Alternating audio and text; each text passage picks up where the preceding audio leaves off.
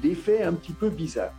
On sait que ce n'est pas le Covid, on sait que ce sont les soins. Là, on voit bien, c'est catastrophique. Alain Le Yarrick, bonjour. Je vous ai proposé de vous interviewer Merci. pour faire le point sur un certain nombre de choses que vous avez entreprises, dans lesquelles vous êtes impliqué. Vous êtes médecin et vous avez également choisi de faire partie d'un collectif. Ce collectif s'appelle Soignants pour une politique sanitaire juste et proportionnée. Vous avez rejoint une équipe de chercheurs, maintenant connus parce qu'ils ont été médiatisés, mais mal entendus. Il y a d'un côté un conseil scientifique et de l'autre côté une mobilisation d'un ensemble de personnes de la recherche et de médecins comme vous, d'infirmiers, de personnes qui interviennent dans les urgences. Vous pourriez peut-être nous raconter ce que vous faites, qui vous êtes et ce qui vous a motivé à participer à ce collectif. Merci de votre accueil. C'est un nouveau collectif, que vous avez bien dit, donc pour une politique sanitaire donc juste et proportionnée. Il vient de se créer. Pourquoi? Parce que c'est une réaction donc à un avis qui a été émis donc le 22 septembre 2020 donc par le Conseil scientifique Covid-19 concernant un renforcement des mesures sanitaires après la première vague du Covid. Nous remettons en cause ces mesures pour des tas de raisons.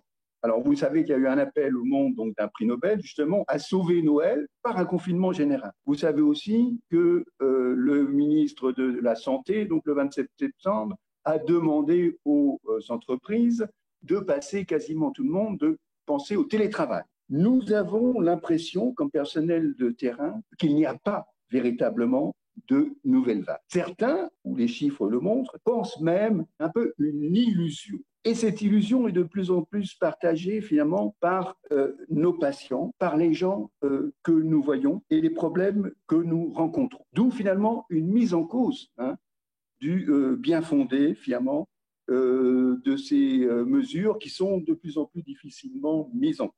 Je pense qu'on peut comprendre la réaction donc des membres du collectif et de ceux qui vont les rejoindre à travers ce qui se passe dans la population. Donc, je vais vous citer 4 exemples finalement de concrets de personnes qui viennent dans cette deuxième, enfin, dans ce que l'autorité appelle cette deuxième vague. Le premier cas, par exemple, c'est une veuve de 75 ans qui, dès l'annonce finalement des mesures donc au mois de mars, a vu son fils arriver et son fils lui a dit bah, « Tiens, maman, je te remplis ton frigidaire et tu me fais la promesse de ne pas sortir. » Madame a respecté et faisait donc heureusement, elle avait un grand balcon, elle faisait son balcon donc 120 fois l'aller-retour donc d'un côté et de l'autre du balcon. C'était une femme qui faisait du golf deux fois, même 3 fois par semaine et qui allait aussi à plus d'1 kilomètre, malheureusement, parce qu'on ne pouvait pas faire plus d'1 kilomètre, faire une partie d'échecs 1 fois par semaine. Elle revient là, au mois de septembre, en disant j'ai une sciatique et je suis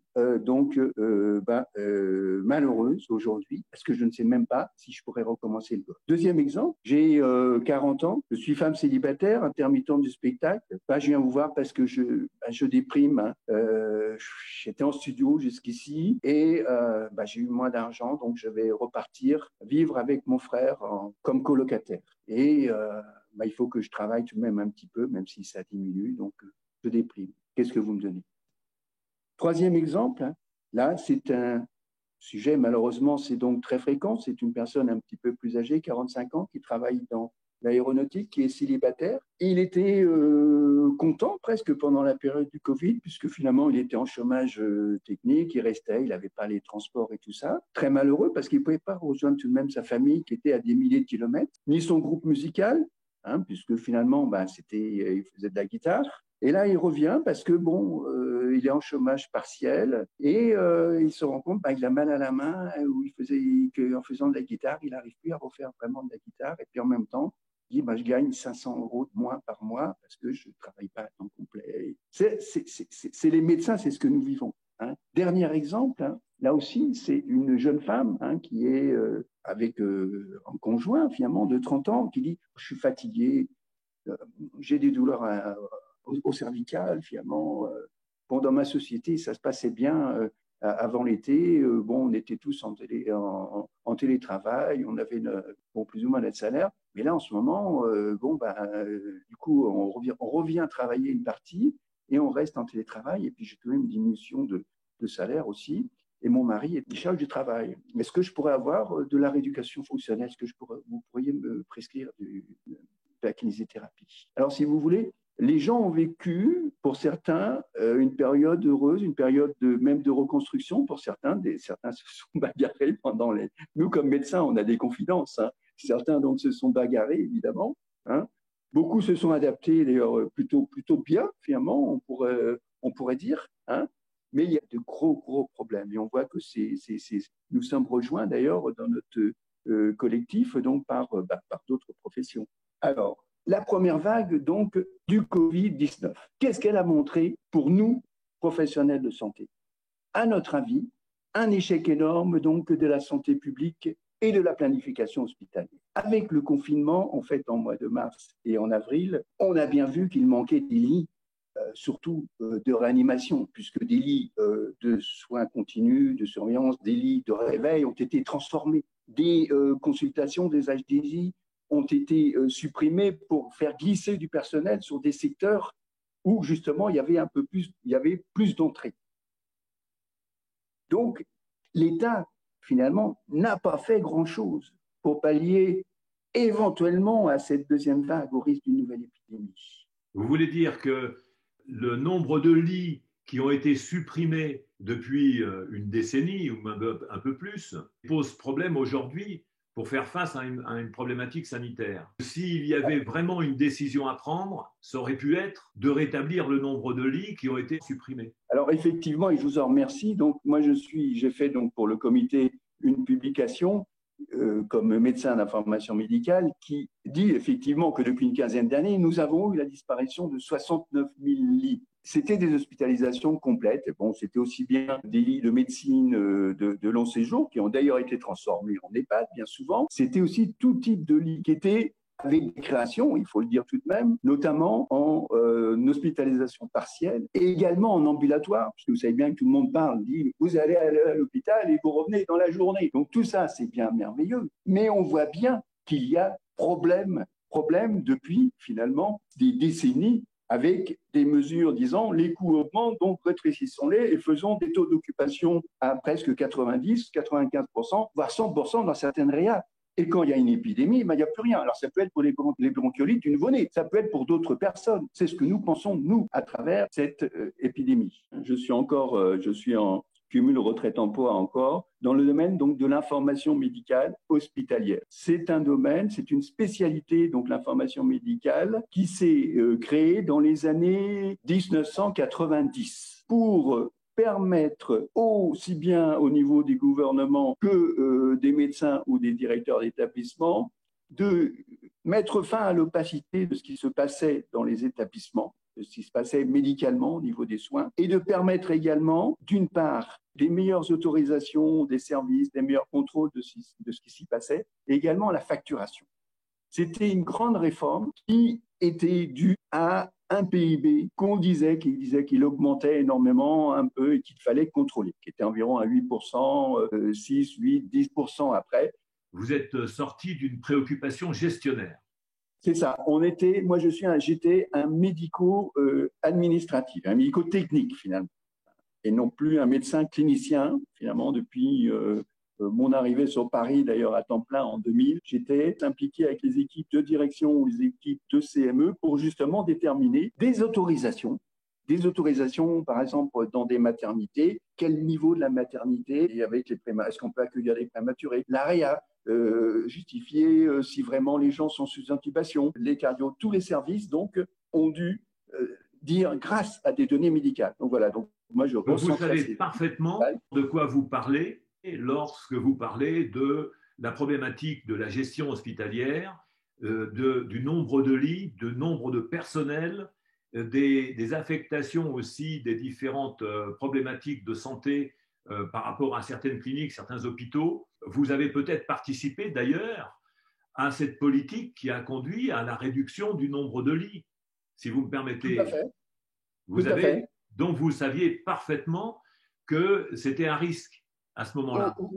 Aujourd'hui, l'enjeu des tutelles, et moi c'était souvent dans beaucoup de directions, par exemple, monsieur le directeur, vous pouvez ouvrir des lignes, vous pouvez ouvrir des services donc de temps partiel ou des services d'activité de jour, mais dans ces cas-là, vous supprimez un certain nombre de lits en hospitalisation complète. C'était ça depuis. Alors, j'espère que ça va pas. Nous espérons que ça va pas perdurer, parce que c'est cela aujourd'hui depuis 10-15 ans. C'est cela. Je te laisse vivre. Si je te dis de développer donc l'ambulatoire, je te dis de développer l'hospitalisation partielle et tu me supprimes l'hospitalisation complète. On voit bien, c'est catastrophique. C'était imprudent, c'était pas anticipateur par rapport à une situation comme celle-là qui était à peu près imprévisible aussi. Alors, c'est vous qui le dites. En non, fait, je m'interroge. Ça fait des décennies et des milliers d'années, donc il y a des infections tout de même récidivantes.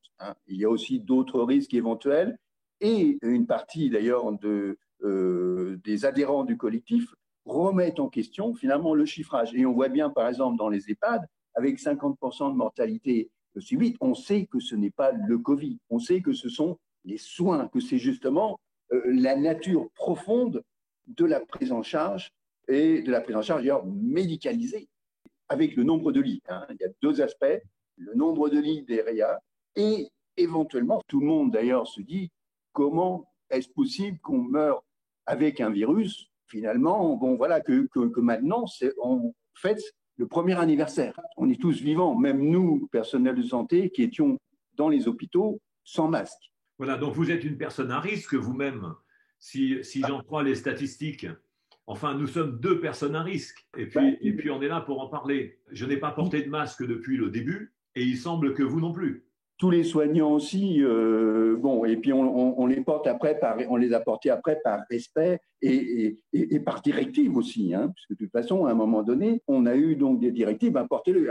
Au tout début, pour se rappeler, donc moi j'étais dans un SSR, je travaille ponctuellement, on disait non, on garde les masques pour les services à risque, bon, pendant un mois ou deux, et puis tout d'un coup, matin et soir, bon, vous prendrez un masque, donc, et prenez-le surtout pour les personnes, et on a confiné les personnes, on a dit, vous n'allez plus dans les salles pour manger ensemble et tout ça, quoi. Ça a été cela. Et on a eu quelques cas dans le personnel, bien sûr, et quelques cas aussi de patients, ce qui prouve bien d'ailleurs que ce n'était pas véritablement une pandémie terrible, puisque nous avons eu effectivement, comme d'ailleurs au niveau des familles, beaucoup de gens qu'on rencontre aujourd'hui ont eu dans leur famille une personne déjà atteinte.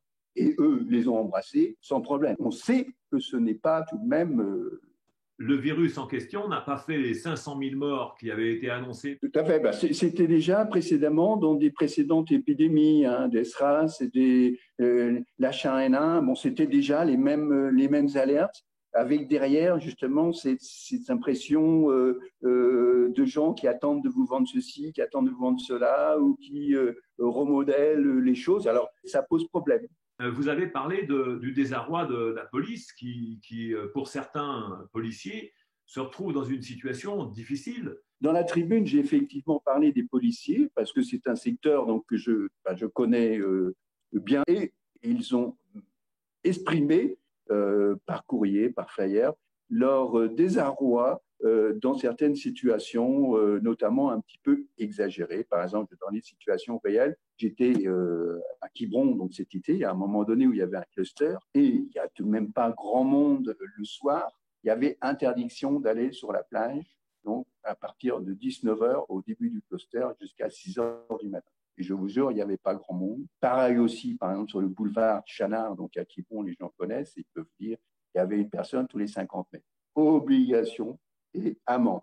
Une personne aussi allant se baigner a eu une amende. Il en est de même à Paris, où bien souvent, c'est des gens très honorables, un peu isolés, qui se font taxer avec 135 €. Et certains l'ont manifesté et m'ont donné finalement les tracts et les informations montrant ce malaise de certains personnels de la police et qu'on comprend tout à fait. Le système sanitaire a été relativement dépassé, donc dans deux aspects, donc d'une part en ville et d'autre part à l'hôpital. Et en plus, dans les laboratoires et en médecine de ville, avec quelque chose qu'on aurait dû éviter, qu'on aurait sans doute pu éviter, c'est l'affaire de la chloroquine, finalement, avec le docteur Raoult. Il y a eu beaucoup de choses très anormales dans la communication nationale, dans la communication des médias, dans la communication du gouvernement, d'ailleurs, comme je le disais, qui auront certainement des suites judiciaires, mais qui déstabilisent finalement et qui décrédibilisent. On voit bien avec l'affaire du Lancet, d'ailleurs, un journal très émérite, très réputé, qui reprend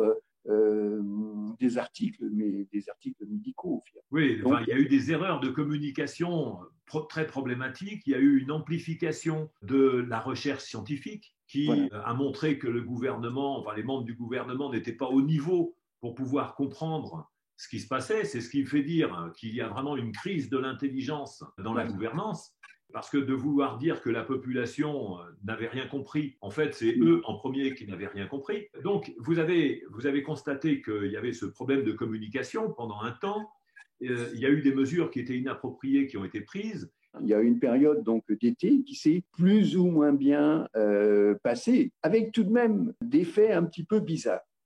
Des faits un petit peu bizarres, qu'est-ce que c'était? C'était la reprise de ce qu'on appelle le cluster. Le cluster, il y a 3 ou 4 personnes qui ont eu la maladie, donc je mets en rouge. Alors moi, je vais vous dire, les bars, on pourrait faire des alcoolémies à la sortie du bar.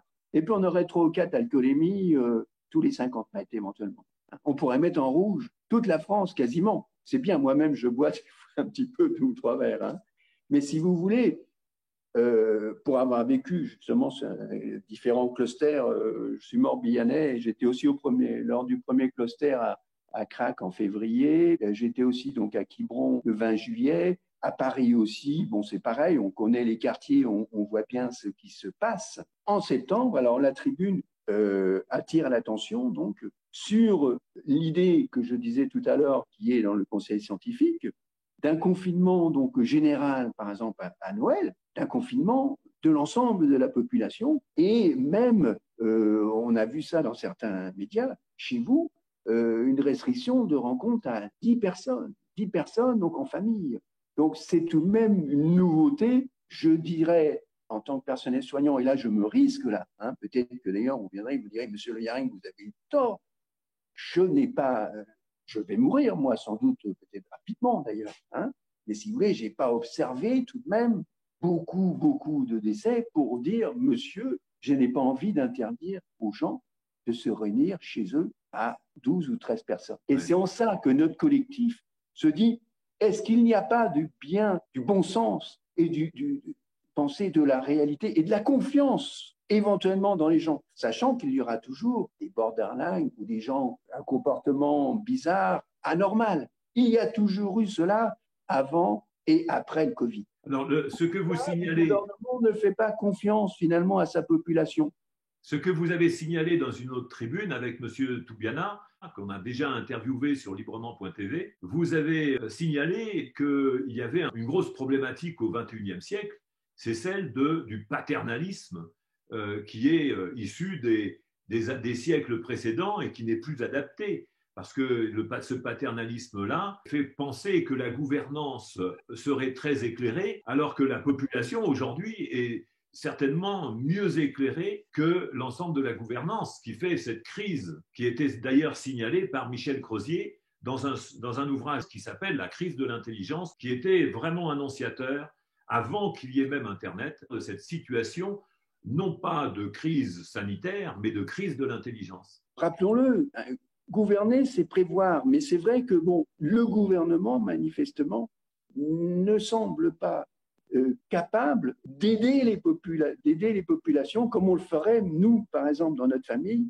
ou les chefs d'entreprise. On voit bien qu'aujourd'hui, les chefs d'entreprise disent « Non, mais écoutez, on va éventuellement à la catastrophe. » Les mesures sont disproportionnées. Vous lancez un appel pour que le maximum de médecins, le maximum de chercheurs dans tous les domaines, le maximum de citoyens aussi, vous rejoignent pour amener la gouvernance à reprendre son rôle de garant de la démocratie au lieu de se détourner sur des problématiques sanitaires qui relèvent du corps médical et du bon travail des médecins, d'être attentifs à la santé quand les personnes sont malades et que ce n'est pas aux politiques de couvrir la santé de l'ensemble de la population, de s'en occuper, c'est plutôt chacun son travail, quoi. Je vous ai décrit un peu les situations de la population et de plus en plus de gens, vous voyez, policiers, les entreprises, les cafetiers, les restaurateurs, les salles de sport aussi. C'est invraisemblable de voir